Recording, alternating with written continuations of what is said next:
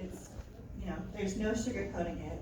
It is worse every day, and things are really scary. And I think fear will be kind of a through line on this, because the pervasive fear that we're seeing in our communities is beyond even what necessarily some of the actual facts on the ground are, but the risk of what could happen is real. So yeah, I wish I could say happy things, but this is taking over from Alham, and you can get on some of the text in here. So what's going on right now? I'll take us through some of the things that I think connecting to what Maria and Elham have said, what the focus on is undocumented immigrants, but the effect goes far beyond that. When we look at immigration enforcement in the community, it affects not only undocumented immigrants, but immigrants in mixed status families, people who live in communities where immigrants are their neighbors, their friends, their mates at school. It has this really widespread effect beyond what is the focus on the undocumented population. And likewise, a lot of this enforcement is based on racial profiling. It is not based on credible evidence that this person is undocumented. It is based on this person is Black or brown. This person is working with other Black and brown people, or working in a field where, like construction, for example, or street vendors or caregivers that are disproportionately staffed by our immigrant communities. And that is the basis of enforcement. So we are seeing that not only folks who are legal permanent residents, who have green cards, but US citizens get caught up in what is happening. And these things are jarring and sudden. People are detained at traffic stops, at workplace raids, pulled off the street while they're walking. And while many families and communities and providers are doing planning, the risk is that a child will come home to find their parents gone, and there's really not much planning you can do to prepare for the trauma of that. So detention is very sudden. Another change that we've seen is the relocation of the protected areas policy.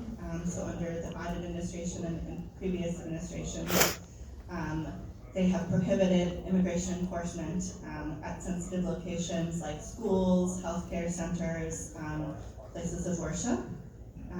And under this administration, that is now left to the discretion in the world, as Elham described, the discretion of of ICE or law enforcement to where they are making those detentions. Again, and that is just a way to spread fear. We have seen increased school absences from folks who are afraid to send their children to school. Our medical facilities, our doctors and nurses tell us that people are not showing up to their appointments, again, because of this fear. We have seen churches, go online because they are afraid that immigration enforcement will happen at that church. And so even although the overall level of enforcement at these protected areas is actually small or compared to workforce raids or traffic stops, it has an outsized level of fear that it causes and harm. And particularly, so my work focuses on children, immigrant children, and children with disabilities who are immigrants. And these are critical connections for them to be getting their disability-related supports and services, at their healthcare center, and then their supports and services at school, because many do not have access to Medicaid or health insurance. A lot of services and supports will come through an IDEA or 504 program through the school, but when those relationships are broken, that just magnifies the harm for the children with disabilities that we work with. I will say that the lawyer in me will just point out that the IDEA and 504 are still in effect and apply regardless of documentation status. So we should still be encouraging folks to assert their rights and get what services and supports they need in this challenging time, because those laws continue for the time being. Particularly, one other way of enforcement I wanted to mention was focused on unaccompanied children. And so this is a focus of the Young Center, working with children who came to the border without their parent or legal guardian, are known as unaccompanied children, and they are given into the custody of the federal government, the Office of Refugee Resettlement, where they are housed until they can be released to a family member or sponsor. And this system has been under attack as well. The government is essentially refusing to release children to anyone who is undocumented. And if undocumented parents or sponsors do come, they are arrested. And ICE is also visiting the houses and families of children who have been released. And so this is, a particular focus and attack on particularly vulnerable children. We can go to detention conditions. Again, as we've just seen immigration detention skyrocket, the billions and billions of dollars that are now going to enforcement and detention have shown up very rapidly. There are currently 660,000 people in immigration detention, the highest, at least since the Department of Homeland Security was created in 2003. 75% of those folks have no criminal record. And the conditions in these detention facilities, as Elham said, have been found to be akin to torture.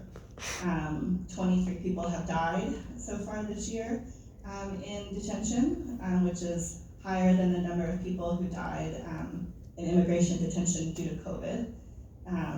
And there is just a lack of access to medical and mental health care, absolute ableism in terms of believing, what people are saying, so not only is it, and we're seeing suicide, self-harm, as the detention itself the conditions are so horrible that it's in itself a disabling condition. And then, as Elham mentioned, there's no right to an attorney in immigration, the immigration system, and particularly when you are an immigrant with a disability who may have communication support needs, or need a sign language interpreter for your particular language background. It becomes nearly impossible to obtain adequate legal representation. My next depressing category, funding cuts to these services and supports that have been provided in the past to both undocumented in some cases, but also to refugees who have been resettled, and to other folks with lawful status. So funding cuts to resettlement agencies. The new refugee cap is going to be 7,000, limited primarily to white South Africaners. There's currently a pause on asylum applications due to the recent tragedy of the shooting of the National Guard member in DC. Civil rights offices in the government have been closed. The one exception to the no legal counsel is called the National Qualified Representative Program, NQRP, which has provided legal representation to immigrants found by the court to lack capacity to understand the immigration process, have been provided lawyers. That system was attacked. The government tried to end it. They were sued. The system is still in place, but we can't say how long that'll be leaving another vulnerable population without access to legal services. So I'm taking notes Okay. for my support person to get it easy today. So what is it? Provide no legal counsel? Provide legal counseling for immigrants to understand the process and what is? So the National Qualified Representative Program, NQRP, is this special program that is at risk.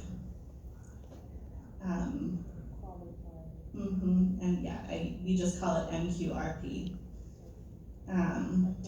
No problem. I'll keep going with my rant. The government has also threatened Plyler v. Doe, which is a Supreme Court case that guarantees the access to public education regardless of documentation status.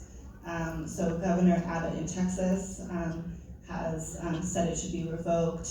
The state of Tennessee, Republicans there are trying to get a bill passed to overturn Plyler. And we do think that it would be overturned at the Supreme Court. We are not confident that if the case went forward, that this case would be upheld, leaving essentially a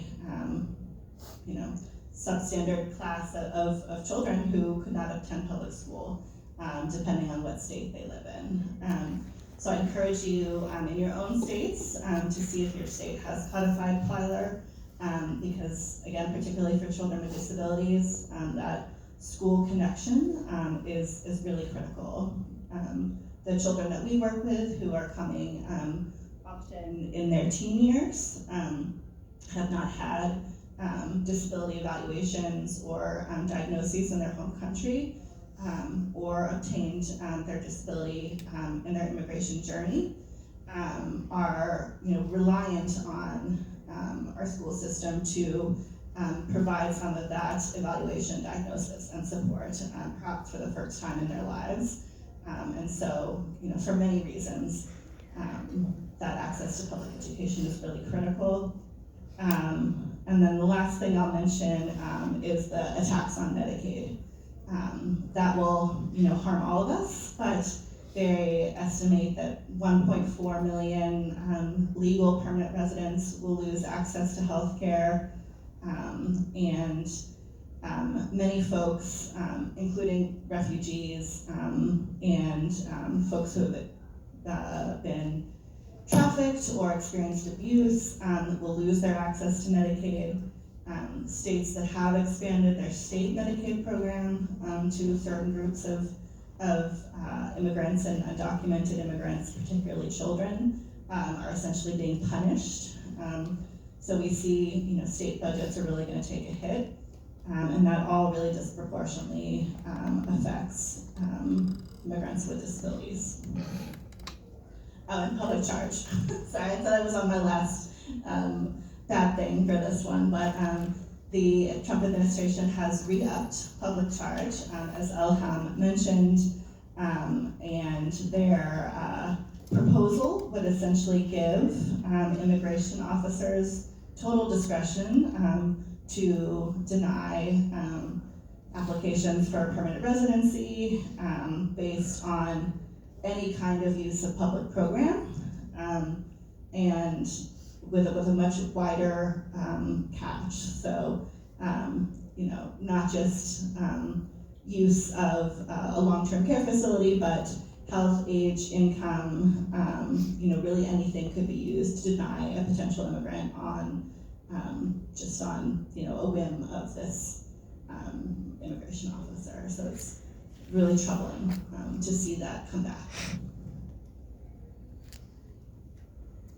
And then just quickly talking about what we're describing as family separation 2.0.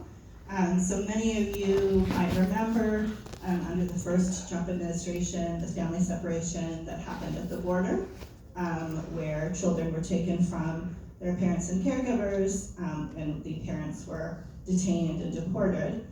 And we are seeing that family separation happen on a much higher and more insidious level because it is so widespread and diffuse.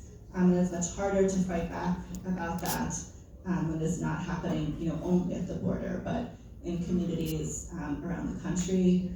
And it's, some of the issues that I talked about, the dislocation and absence from school, the fear that it creates. Family separation for a child is one of the most serious adverse childhood experiences. It leads to long-term health consequences, and we are seeing that today all around us. And particularly for kids with disabilities who are relying on their family for caregiving needs, or to understand what their caregiving needs are and ensure those needs are met. The risks are much higher there, and we are concerned that down the road that we will see an increased number of children being put either back in the custody of the federal government or into our child welfare systems. But again, when we look at all of this family separation, we see immigrant children with disabilities really disproportionately harmed by some of this. Next slide. And then the lawyer in me will just say, federal disability law applies, regardless of your documentation status. So these federal immigration agencies, DHS, ICE, CBP, should be following the law. They are not. In most cases, unless there is a lawyer or advocate really pressing them. But the law is the law, that they should be providing services in integrated settings, they should be making sure that there are accommodations, that there should be communication rights at every step. All of these things are required under the law and are not happening. And with that depressing ending note, I will pass it over to Craig.